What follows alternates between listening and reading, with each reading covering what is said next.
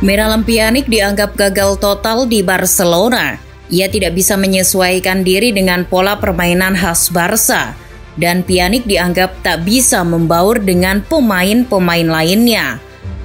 Ronald Koeman yang kala itu masih menukangi Barca sempat memberikan kesempatan Pjanic untuk beradaptasi, tapi hasilnya nihil.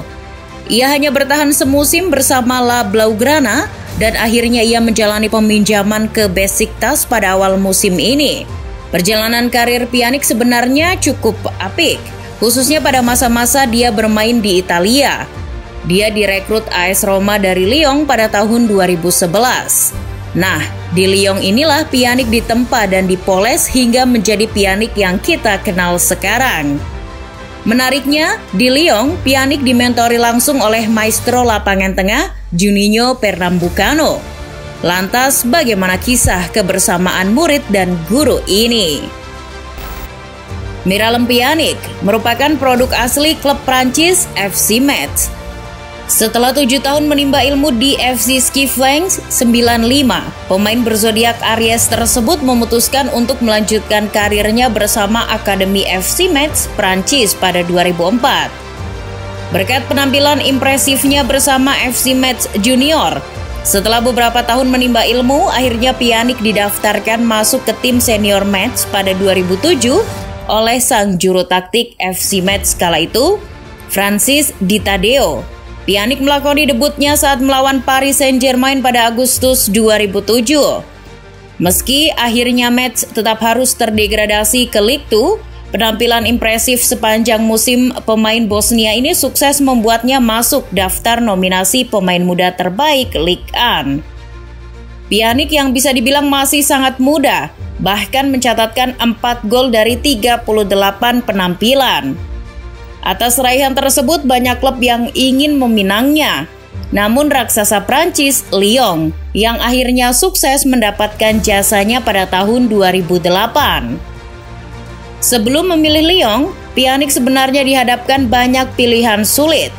Bagaimana tidak, klub-klub seperti Real Madrid, Barcelona, Arsenal, Chelsea, Bayern Munchen, Juventus, Duo Milan, hingga Olympique Marseille dikabarkan tertarik memboyongnya dari FC Metz. Namun keputusan Pjanic untuk memilih Lyon dan mengabaikan tawaran-tawaran menggiurkan dari klub-klub top Eropa adalah keputusan yang tak pantas untuk disesali. Di Lyon ia mendapatkan mentor spesial, yakni Juninho Pernambucano. Keduanya sama-sama berposisi sebagai gelandang serang. Juninho sendiri saat itu merupakan ikon dari Les Gones. Kita ketahui Juninho Pernambucano memang tidak memiliki kecepatan tinggi, tak memiliki skill olah bola yang memukau setiap mata. Namun ia memiliki satu senjata mematikan bernama tendangan bebas. Kita sebagai penikmat sepak bola tak bisa menolak fakta bahwa Juninho bisa melakukan tendangan bebas dari mana saja dengan sama baiknya. Mengeksekusi tendangan bebas bagaikan sarapan baginya. Sejak bergabung dengan Lyon, Pjanic mulai belajar banyak hal bersama sang mentor, Juninho. Kemampuan Juninho pun kemudian banyak terserap pada permainan Pjanic. Jadi tak heran apabila gaya dan visi misi bermain Miralem Pjanic tak beda jauh dari sosok Juninho Pernambucano. Pjanic pun tak lupa untuk meminta Juninho sesekali mengajarkan bagaimana melakukan jurus rahasianya, yaitu tendangan bebas yang luar biasa itu. Kemampuannya mengeksekusi tendangan bebas tak didapatkan Pjanic begitu saja. Semua ada prosesnya. 1 tahun Pjanic di Lyon dan bermain bersama pemain yang diakui sebagai master urusan tendangan bebas. Bisa dibilang sebagai periode yang sangat menentukan.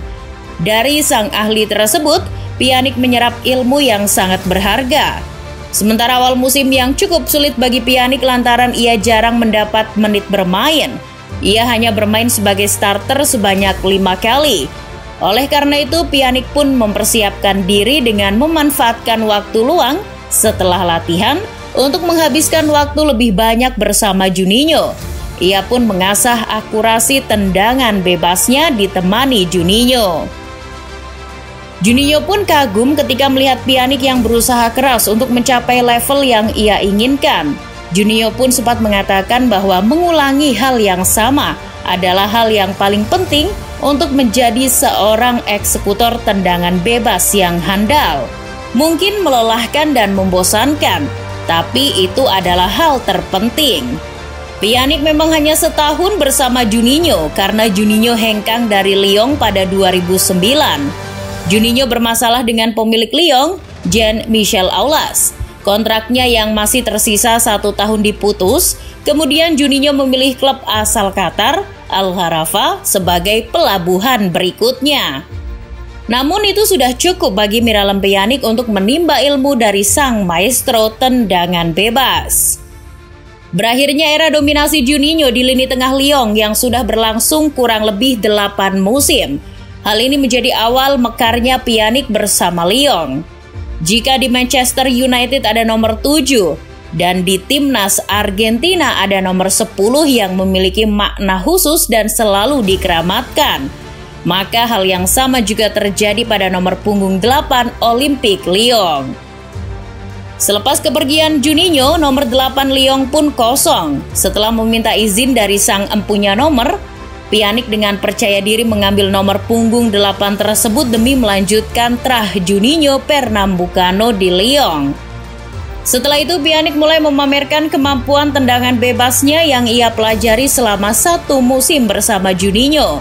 Bahkan, gol pertamanya untuk Lyon pun Pjanic ciptakan lewat tendangan bebas saat Lyon bertemu Anderlecht di ajang Liga Champions 2009-2010. Namun ada yang berbeda dari teknik tendangan bebas milik Pjanic.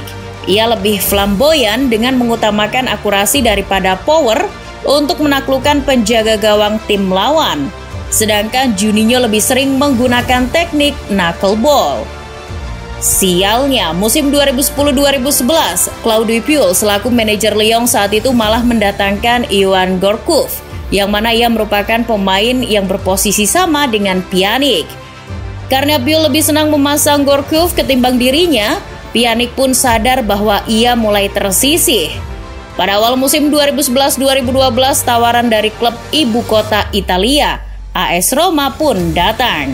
Pjanic tak menyia-nyiakan kesempatan untuk menjajal tantangan baru di negeri Pisa tersebut. Bersama Roma, Pjanic semakin memamerkan kelihayannya dalam mengeksekusi bola mati. Bahkan pada 2015, sang guru Juninho tak sungkan untuk mengatakan bahwa Pjanic merupakan eksekutor tendangan bebas terbaik yang pernah ia lihat. Kecemerlangan Pjanic berlanjut. Setelah kurang lebih 5 tahun membela Roma, Pjanic diboyong Juventus ke Turin. Bersama Juventus, ia menuai banyak pujian dan penghargaan. Pjanic mengantongi 7 trofi selama berseragam hitam putih khas si Nyonya Tua.